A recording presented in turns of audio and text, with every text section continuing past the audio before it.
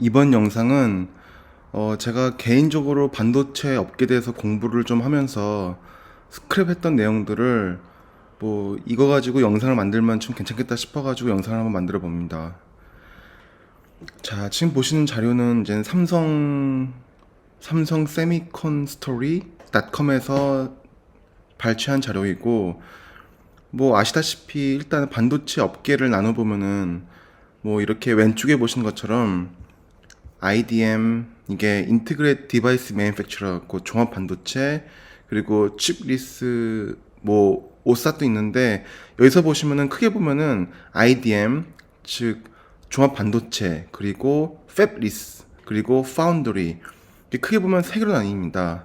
근데 IDM 같은 경우는 종합 반도체 기업이기 때문에 디자인, 그리고 웨이퍼 생산, 패키징과 테스팅, 여기는 백엔드라고 하고, 이거는 프론트엔드라고 합니다. 프론트엔드랑 백엔드를 하고, 그리고 이제 판매와 유통까지 하는 걸 전부 다 하는 거를 이제는 IDM이라고 합니다. 그리고 팹리스는 디자인만 하는 설계만 하는 기업이고, 파운드리는 그거와는 반대로 웨이퍼 생산과 패키징 테스팅까지, 그러니까 한마디로 주문 제작을 받아서 용역으로 받아서 생산을 하는 기업입니다. 일단은 가장 기본적인 기업은 IDM은 삼성, 하이닉스, 그리고 마이크론 같은 기업일 테고, 팹리스는 대표적으로 퀄컴, 엔비디아, 브로드컴, 애플도 해당이 됩니다. 그리고 파운더리는 TSMC 대만에, 그리고 UMC도 있고, 글로벌 파운더리도 있고, 삼성이랑 하이닉스도 파운드리를 합니다. 삼성도 좀 하고, 하이닉스는 약간 하지만 하이닉스는 거의 메모리 업체라고 보시면 되고, 이렇게 나뉩니다. 그건 다 아실 만한 내용일 거고, 다음을 보면은 일단 이 IDM 같은 경우는 종합 반도체 기업이긴 하지만, 보면은 삼성, 마이크론, SK 하이닉스는 메모리, 그리고 인텔 같은 경우는 시스템 반도체를 가지고 이제는 설계부터 생산, 그리고 판매까지 다 합니다.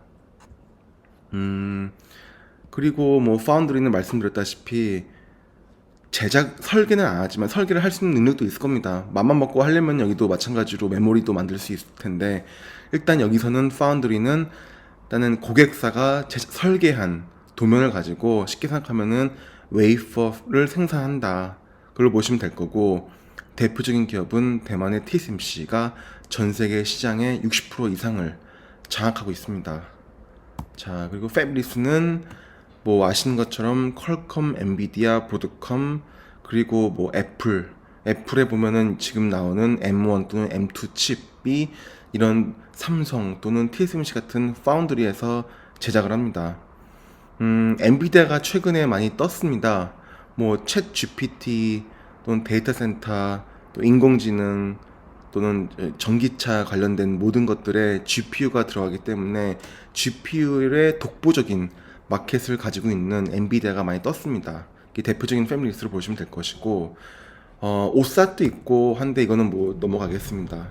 그래서 생태계가 보면은 이런 식으로 크게 보면은 여기 있는 기업들이 파운더리, SMIC는 파운더리 업체인데, 지금 중국 업체는 대부분 다 좀 그러니까, 일단 UMC, 글로벌 파운더리, TSMC가 주요 3대 업체.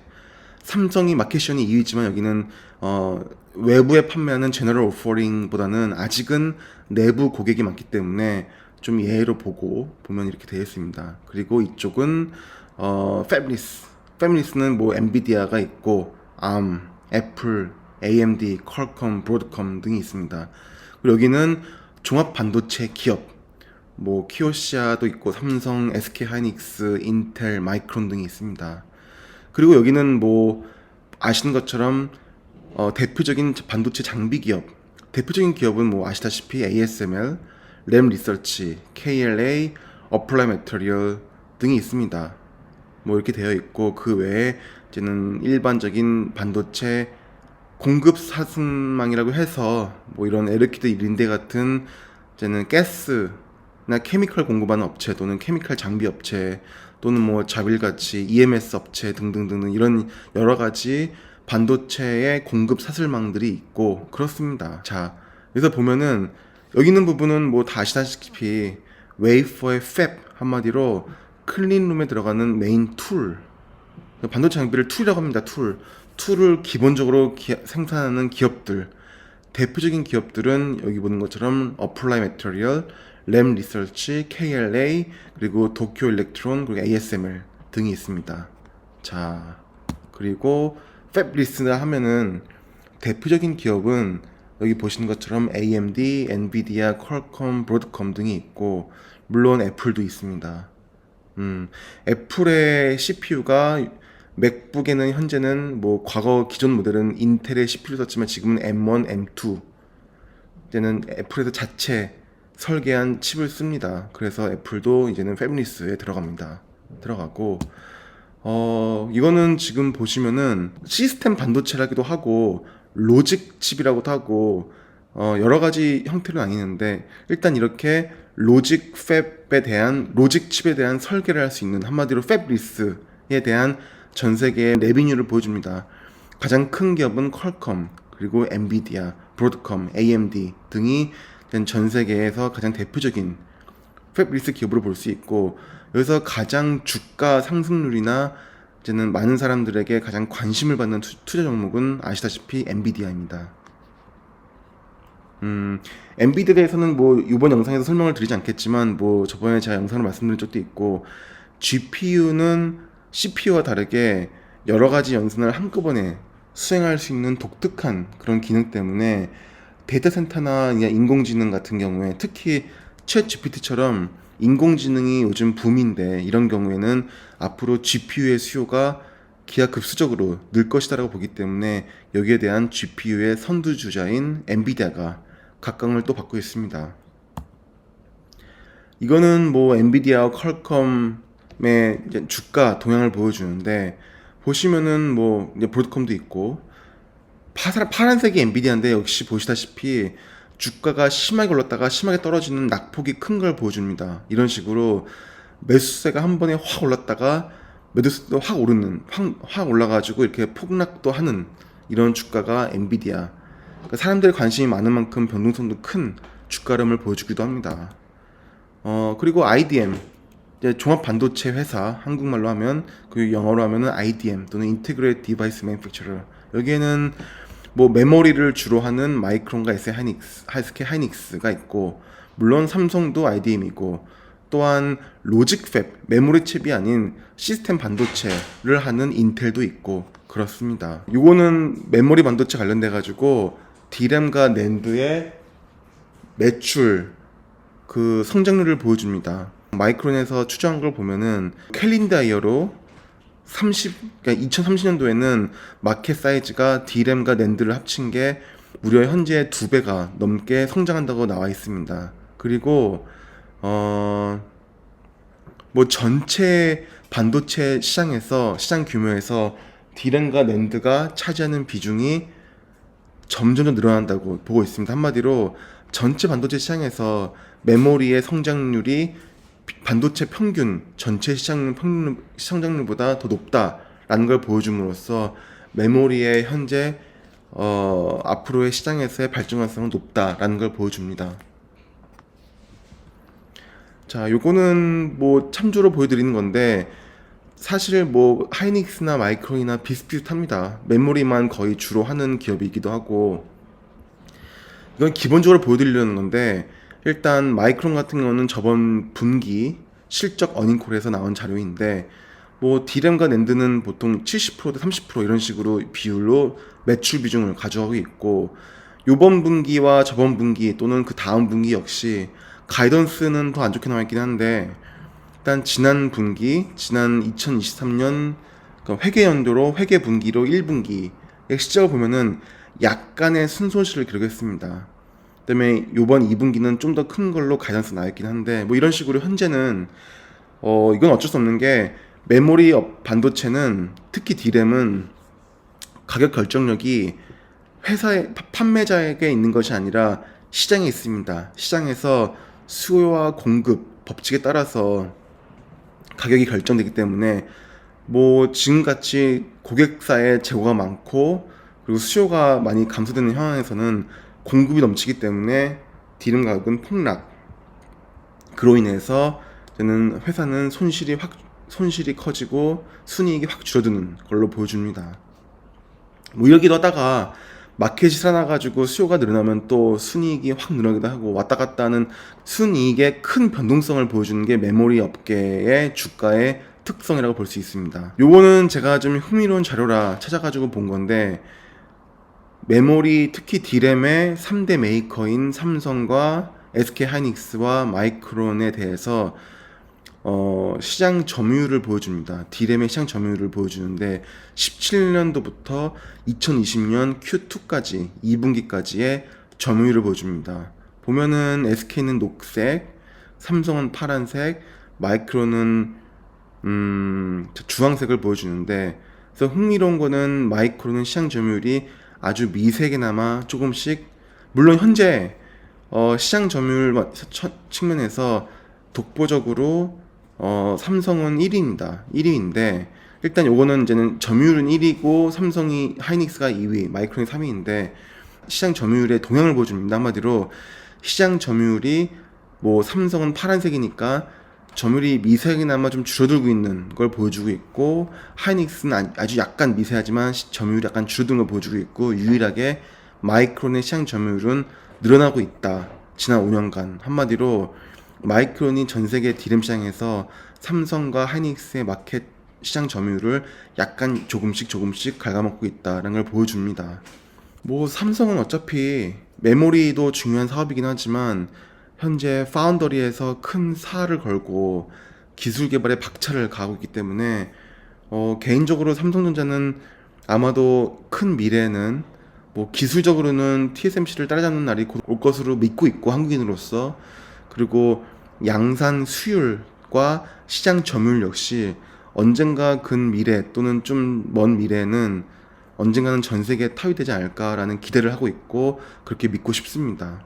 뭐 그런 자료, 이런 자료도 있어서 보여드리는 거고, 그리고 이건 낸드에 대한 매출인데, 뭐 현재는 뭐 삼성, 그리고 키오시아, SK 하이닉스, 뭐 마이크론 등을 보여줍니다.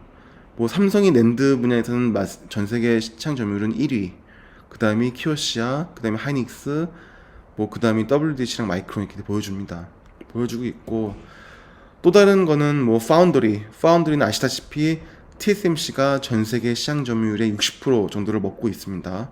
그리고 또 뭐 추후에 자료가 나오겠지만 일단은 현재 TSMC랑 삼성은 3나노까지 들어가 있고, 아마도 2025년까지는 2나노까지도 기술 양산에 성공하는 것을 목표로 하는 걸로 제가 알고 있습니다. 자, TSMC가 대만의 업체이고 로직팹, 즉 시스템 반도체 파운더리의 전 세계 탑, 그리고 삼성이 두 번째로 현재 보여줍니다. 여기서 이슈는 뭐냐면은, 이거는 뭐 간략하긴 한데, 일단은 리딩 엣지 노드라는 게 있습니다. 이게 뭐냐면은 그 파운더리가 반도체를 찌어낼 때 그 반도체의 집적도를 가지고 나노미터로 보여주는데, 뭐 이런 식으로 130나노미터를 할 수 있는 업체는 이렇게 많고, 또는 뭐 14나노미터까지 할 수 있는 업체도 이렇게 많고, 이렇게 네 군데나 있고, 이런 식으로 집적도가 떨어질수록 할 수 있는 업체가 많지만 현재 7나노 이하로 양산을 할 수 있는 파운더리는 전 세계에서 삼성과 TSMC밖에 없습니다. 그런데 7나노 이하로 그 시장 점유율을 들어가면은 TSMC가 아마도 거의 90%, 현재는 그 삼성은 10% 정도로 보여주고 있고, 한마디로 이렇게 7나노 이하의 고집적도, 고부가가치의 지금 그런 부분은 TSMC가 독보적으로 지금 끌고 있다라고 보여주고 있습니다. 자, 이건 점유율을 보여주는데, 그 보시는 것처럼 빨간색의 TSMC 전체 시장 점유율은 거의 60%, 그리고 삼성이 13%지만 삼성 같은 경우는 그러니까 내부 고객, 한마디로 외부에다가 칩을 파는 제너럴 오퍼링이 아닌 내부 고객에 파는 용도가 더 많이 있는 걸로 보이고, 뭐 그 다음에 뭐 UMC 글로벌 파운더리가 뒤를 잇고 있습니다. 다만 말씀드렸다시피 이건 전체적인 파운더리 시장의 점유율이고, 7나노미터 이하로 가게 되면 TSMC의 점유율은 90% 정도로 기하급수적으로 지금 앞서 있습니다. 이 부분은 일단은 양산에 대한 안정화 부분과 마켓 레퍼런스, 뭐 마켓에 이미 많은 레퍼런스를 가지고 있기 때문에 이런 부분이 시장 선점에 대한 우위에서 나오는 그런 유리한 조건에서 이렇게 보여지고, 다만 이 부분을 삼성이 조금씩 점유율을 높여할 것으로 보고 있습니다. 요거는 아까 보여드린 대로 비슷한 자료긴 한데, 세미컨덕터에서 메모리 업계의 마켓 사이즈는 앞으로 얼마나 커질까? 아까 뭐 마이크론에서 나온 자료처럼 비슷하게 2032년도까지는 340빌리언 정도로 커진다. 그리고 연 성장률은 유럽 기준으로 대략 5% 이상 이렇게 보여주고 있습니다. 요거는 TSMC의 현재 4Q, 작년도 4Q의 매출, 그리고 매출 이익, 그리고 영업 이익, 그리고 세전 이익, 그리고 순이익, 그리고 EPS, 주당 순이익을 보여줍니다. 보면은 정말 놀라운 게 메모리 업계 같은 경우는 지금 죽을 수도 있지만 TSMC는 시장에서 가격 결정력을 가지고 있습니다. 뭐 TSMC는 너무 독보적인 슈퍼 을이기 때문에 뭐 고객사가 가격 결정력을 가지고 있는 게 아니라 어느 정도의 가격 결정력을 TSMC가 가지고 있기 때문에 뭐 매출도 굉장히 견고하고, 하지만 순이익 역시 굉장히 견고합니다. 이것이 TSMC가 현재 마켓을 선점해서 가지고 있는 절대적인 우위에서 나온 장점인데, 보면 매출은 전년도 동기 대비 YOY 기준으로 42% 증가했고, 순이익은 78%. 대단합니다. 이 부분이 시장 가격 결정력을 판매자가 가지고 있었을 때 나올 수 있는 어마어마한 이제 재무 실적을 이제 보여주는 대표적인 사례라고 볼 수 있습니다. 이 부분은 뭐 TSMC의 사업 분야를 보여주고 있고, 뭐 매출은 뭐 분기 기준으로 20 빌리언인데 이 중에서 넷 프로핏은 9.4 빌리언을 했다라는 걸 보여주고 있습니다. 요거는 이제 메모리 칩, 특히 이제는 검은색 같은 경우는 D램 지수, 그리고 그러니까 시장 마켓 스팟 가격, 그리고 이 주황색은 이제 낸드 플래시의 스팟 가격, 그리고 파란색은 삼성전자의 주가를 보여주는데, D램과 낸드 플래시의 가격이 폭락을 했을 때 주가가 같이 내려간다, 이런 걸 보여주고 있습니다. 다만 지금 보면은 지난 6년간 7년간의 이제는 D램과 낸드의 시장 가격을 보면은 현재가 바닥을 치고 다시 올라가지 않을까, 그리고 결국은 삼성전자의 주가도 올라가지 않을까라는 가능성을 보여줄 수도 있는 자료입니다. 이거는 뭐 삼성 같은 경우는 매출의 대부분을 삼성전자의 DS, 이제 메모리 사업부에서는, 반도체 사업부에서는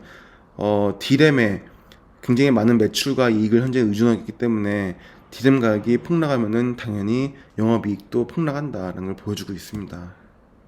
뭐 똑같은 얘기입니다. 뭐 이 정도로 영상을 마무리하겠습니다. 이거는 뭐 두서없이 제가 그냥 개인적으로 스크랩한 자료들을 한번 영상으로 풀어내 보면 어떨까 해가지고 영상을 만들어 봤습니다. 감사합니다.